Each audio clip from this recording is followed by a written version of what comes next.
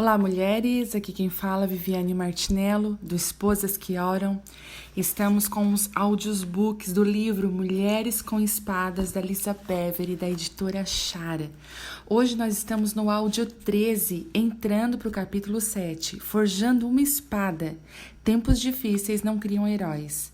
É nos tempos difíceis que o herói dentro de nós é revelado. Bob. O processo da fabricação de uma espada é muito parecido com o processo de criação de uma vida. Fogo, água e pressão são os elementos usados para refinar o metal e temperar o aço, a fim de criar a espada. No processo de fabricação de uma espada, a pressão é normalmente aplicada imediatamente após o aquecimento. Ela funciona melhor quando o objeto é flexível, porque o que é rígido se quebra. A fabricação de uma espada envolve muitas marteladas. Minha história favorita sobre fabricação de espadas está no épico Os Guerreiros de Nin. Um inimigo sombrio e cruel invadiu a Terra e para combatê-lo é necessário uma espada de luz. Não há como fazer justiça ao que o livro descreve, mas é suficiente dizer que o interior da espada é moldado com pedaços separados de metal, como aço, que são trabalhados e transformados em uma única peça. O processo de fabricação de uma espada não é totalmente diferente do processo de tecelagem. Uma vez aquecido, aquilo que é rígido torna-se flexível o suficiente para ser trançado e torcido, criando então uma tensão que funde os fios separados em um único fio. Em seguida, o metal entremeado vai ao fogo para ser aquecido. Depois ele é esfriado, martelado e esticado mais uma vez. Essa dança entre extremos é um processo conhecido como têmpera ou temperamento. Depois é a vez das marteladas, dos moldes e do polimento antes de uma lâmina surgir e estar pronta para ser afixada a um punho, que também foi processado e submetido à têmpera para ser manuseado. Da mesma forma, Deus usa elementos como o fogo, a água e a pressão para refinar suas filhas, a fim de transformar nossas fraquezas em força e nossa rigidez em flexibilidade. Ele afia uma vida sem forma e transforma em uma vida com um propósito afiado e focado. Água. A água é um composto cheio de contradições. Acabei de olhar pela janela do meu hotel e no meu limitado campo de visão vejo crianças rindo e brincando nas águas rasas, calmas e claras do Oceano Pacífico. Ao mesmo tempo, longe no horizonte, vejo ondas sombrias se movimentando, a evidência de uma maré alta e traiçoeira. Você precisa amar nosso maravilhoso Deus que criou a água como um meio único no qual podemos brincar e ao mesmo tempo tem o poder de nos matar. A água tem o poder de refrescar ou inundar. Ela pode gentilmente nos levar à superfície em uma boia ou nos afogar em sua profundidade. Você não sobrevive muito tempo sem ela e nem muito tempo dentro dela. A água tem o poder de gentilmente lavar e irrigar campos ou destruir cidades com a onda de um tsunami. Fogo. O fogo nos atrai com a promessa de nos aquecer, mas chegue muito perto e você irá se queimar. O fogo controlado refina, mas o incêndio descontrolado consome. O fogo pode iluminar com segurança ou deixar um rastro de destruição e cinzas em seu caminho. O fogo é ao mesmo tempo amigo e inimigo da humanidade, uma força da natureza a ser canalizada, mas com a qual nunca se deve brincar. A habilidade de fazer e conter o fogo é um dos talentos que diferencia o homem do reino animal. Com o passar dos milênios, aprendemos a intensificar a temperatura das chamas para que as formas possam mudar.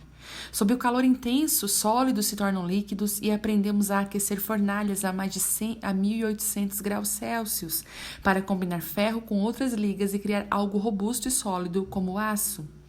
Essa fundição de matérias produz metais que possuem as melhores propriedades de cada material. Uma vez misturados de forma que não haja separação, eles são resfriados e se tornam novamente um sólido que pode ser moldado à medida que seu tom, sob o efeito do calor, muda de brando, ardente para laranja e, finalmente, cinza fosco. Vemos essa transformação no sopro do vidro e na criação do cristal. Vasos magníficos com a habilidade de conter água são criados a partir da fusão de partículas tão minúsculas e desconexas quanto a areia. A água e o fogo são também elementos tangíveis, que assumem múltiplos significados em nossa caminhada espiritual. Não temas, porque eu te remi, chamei-te pelo nome e tu és meu. Quando passares pelas águas, eu serei contigo, e quando pelos rios, eles não te submergirão. Quando passares pelo fogo, não te queimarás, e nem a chama arderá em ti. Isaías 43:1. Observe que mesmo antes da água e do fogo serem introduzidos, a questão do medo é abordada. Não temos razão para temer, porque o nosso Pai não apenas nos redimiu, mas também nos nomeou individualmente e nos adotou como propriedades suas. É importante notar os termos que Isaías escolheu nesses versículos. Ele não se refere à sua dinâmica de passar pela água e pelo fogo como um se, uma possibilidade, mas como algo que claramente ocorrerá, um quando. Às vezes penso que esse contexto é, na verdade, mais tranquilizador. Se a promessa dependesse de se passares pelas águas, rios, fogo ou chama, eu poderia correr o risco de ser pega desprevenida.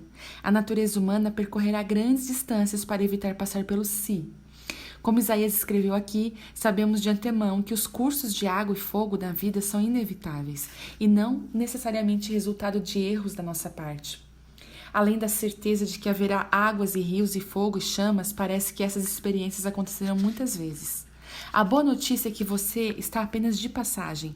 Não dê lugar à murmuração e à reclamação, porque nem o fogo e nem a água são locais para fincar um acampamento, e sim processos pelos quais precisamos passar com sucesso. Ao longo da Bíblia, vemos Deus repetidamente usar cursos de água como um símbolo de transição. Filhos de Israel deixaram para trás os anos de cativeiro egípcio nas profundezas do Mar Vermelho e depois anos de deserto vagando às margens do Rio Jordão antes de entrarem no tempo da promessa. O fogo também representa uma declaração de aliança. Deus proveu o fogo quando fez pela primeira vez uma aliança com Abraão. Mais tarde, quando Israel se enganou e deu ouvido a falsos profetas, Deus respondeu com fogo quando Elias chamou Israel ao arrependimento. A fornalha tornou-se um refúgio para os filhos de Israel, que se recusaram a se prostrarem aos ídolos de Nabucodonosor, mas o fogo consumiu aqueles que se prostraram aos ídolos. Existem chances de você já ter passado por uma prova de água e fogo. Isso talvez tenha acontecido antes de você saber que passaria por isso. Cada uma de nós passou por águas tão doces, temperadas e perfeitas que lavam nossos pecados, mesmo que fisicamente não tenhamos consciência disso. Existe um momento de imersão na água quando encerramos nossa velha vida e ressuscitamos renovadas, como o sacramento do batismo. Depois existem rios revoltos que devemos cruzar e que nos assustam porque nos ameaçam afogar, como por exemplo quando passamos por tempos difíceis. A vida começa na água e a água sustenta a vida.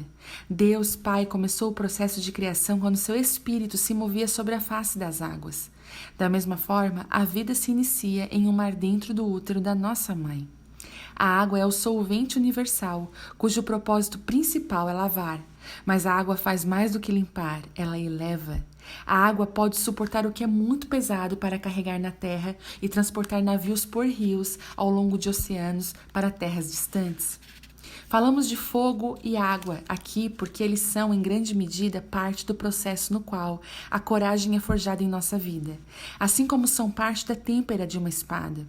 À medida que discutirmos como uma espada é forjada, iremos perceber que isso acontece primeiro no processamento daquele que a carrega.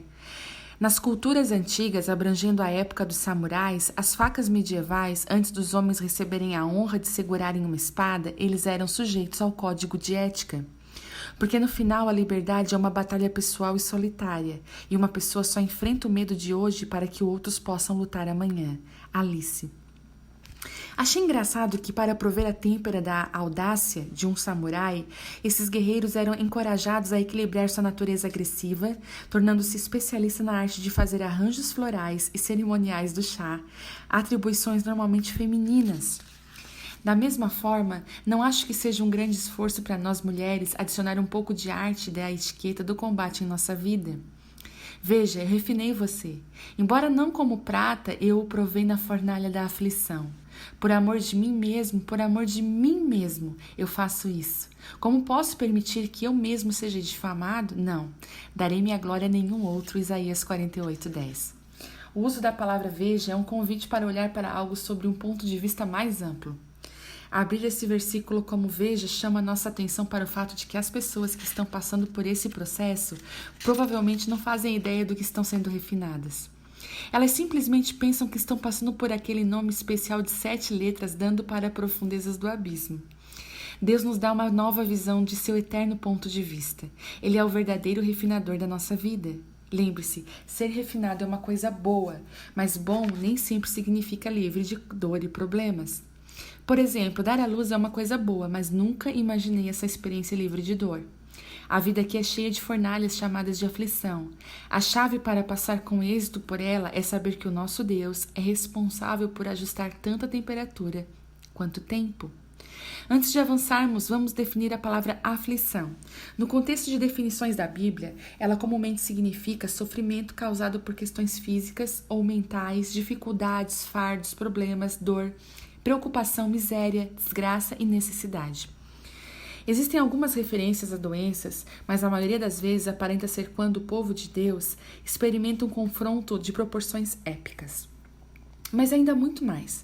Continuamos a expressar o nosso louvor mesmo que estejamos cheios de problemas, porque sabemos que os problemas podem desenvolver em nós paciência e como a paciência, por sua vez, forja o aço temperado da virtude, mantendo-os atentos quanto ao que Deus pretende fazer, e desse modo passamos a ter esperança. Com essa expectativa jamais nos sentiremos enganados. Romanos 5:3.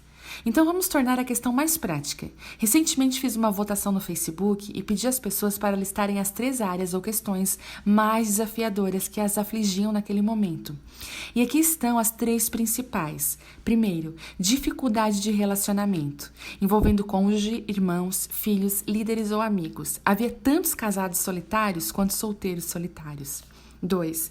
Dificuldades financeiras, resultantes de desemprego, dívidas de cartão de crédito ou outras dívidas por causa de compras tolas ou problemas de saúde. 3. Dificuldades em encontrar seu propósito de vida e a disciplina diária de buscar o que está em nosso coração. Vamos ser honestos, a aflição não é algo divertido.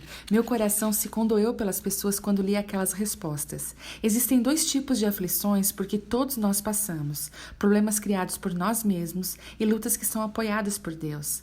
Não creio que Deus seja sempre o responsável pelos nossos problemas, mas Ele usa como uma oportunidade para nos refinar para a sua glória. Em ambos os casos, a solução é a mesma: volte-se para Ele. Ele é a nossa fonte e Sua palavra é tanto Sua vontade quanto nossa arma de promessa. Existe uma razão porque a expressão libere seu fogo tem um significado penetrante. Quando as coisas ficam desconfortáveis, você se dispõe a se mexer. Isso vale tanto para a vida diária quanto para a batalha. Foi dada a nós uma única vida e a decisão é nossa quanto a esperar que as circunstâncias nos convençam do que fazer ou agir e agindo viver. General Omar.